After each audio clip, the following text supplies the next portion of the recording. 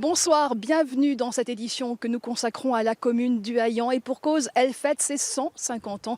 Nous allons en parler ici au château de Bel-Air, celui des Girondins qui reste emblématique de la commune, la plus jeune commune de la métropole. Vous allez comprendre pourquoi dans ce reportage que nous avons réalisé avec Nicolas Pressigou. Regardez, on se retrouve juste après dans les salons avec nos invités.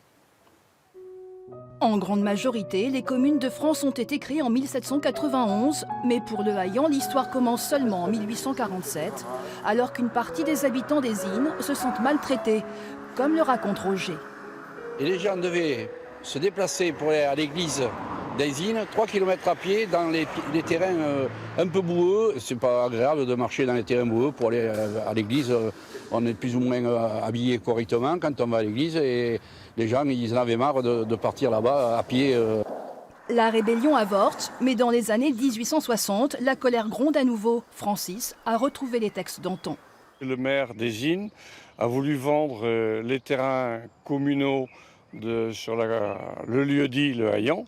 Et les agriculteurs ou les paysans du Haillan faisaient paître leurs bêtes gratuitement sur les terrains communaux. Les plaintes sont entendues. En 1867, Napoléon signe alors la séparation des deux communes.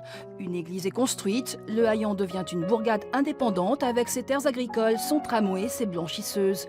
Et parmi les propriétés privées, ce château de Bel-Air qui sera miraculeusement épargné en 1939-1945. Pendant la guerre, ce château a été occupé par les Allemands. Les officiers allemands étaient là, ils ont fait de la propriété une réserve de bombes. Et quand ils sont partis, normalement le dernier à partir devait faire sauter le château. Et comme la ville de Bordeaux, c'est exactement pareil, ça n'a pas sauté. Dans les années 60, trop coûteux pour être acquis par le Haillan, il est racheté par la ville de Bordeaux. Jacques Chaban-Delmas en fera le siège et le centre d'entraînement des Girondins. Comme vous le voyez, nous sommes entourés de toutes les générations de la commune. Bonsoir André Akis, vous êtes maire du Haillan. Nous sommes justement dans un château qui n'appartient pas au Haillan. Est-ce que c'est un regret pour les Haillanais ?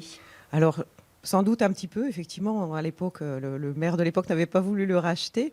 Mais quelque part, c'est intéressant parce que malgré tout, ils peuvent venir s'y promener. Ils en profitent.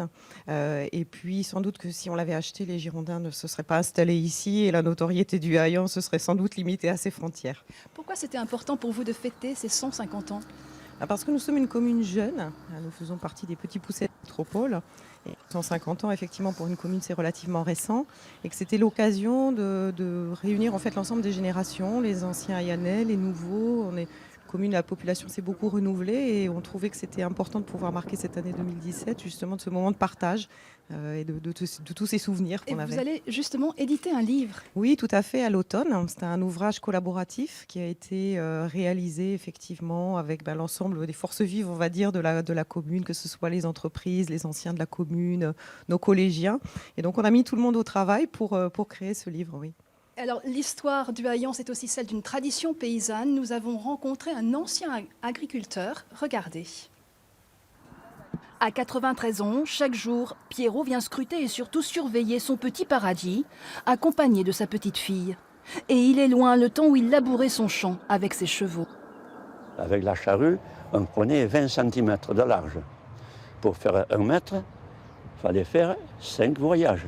Des voyages, il en faisait aussi pour porter ses légumes au marché bordelais.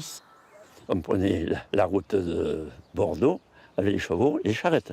Et sur la charrette, on mettait 3 caisses, 4, et on mettait la marchandise.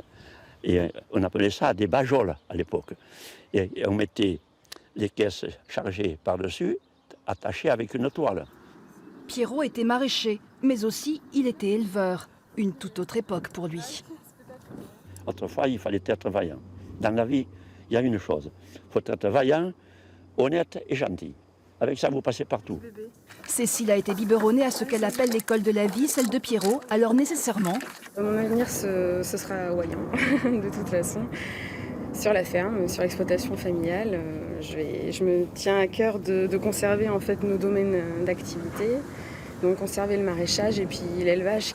Le Haillan d'antan comptait des centaines d'agriculteurs. Aujourd'hui, il n'en reste plus que 3.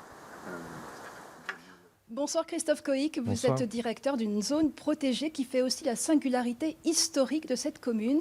Quel est son rôle ? Alors moi, je suis directeur de l'association Cistude Nature, basée au Hayan. La cistude est une petite tortue d'eau douce qui est présente sur la commune.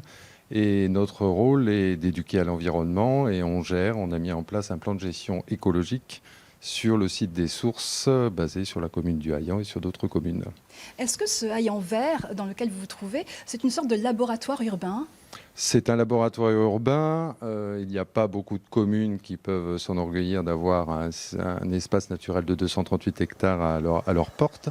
Et c'est un site qui va servir aussi d'expérience pour un programme que nous menons sur le changement climatique et pour les jeunes générations, pour les sentinelles du climat sur ce site. Justement, est-ce que les jeunes générations sont conscientes de cet héritage ?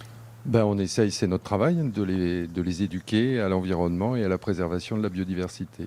Et c'est un site exceptionnel au niveau de la nature et de la biodiversité. Qui fait vraiment, qui est unique dans la métropole.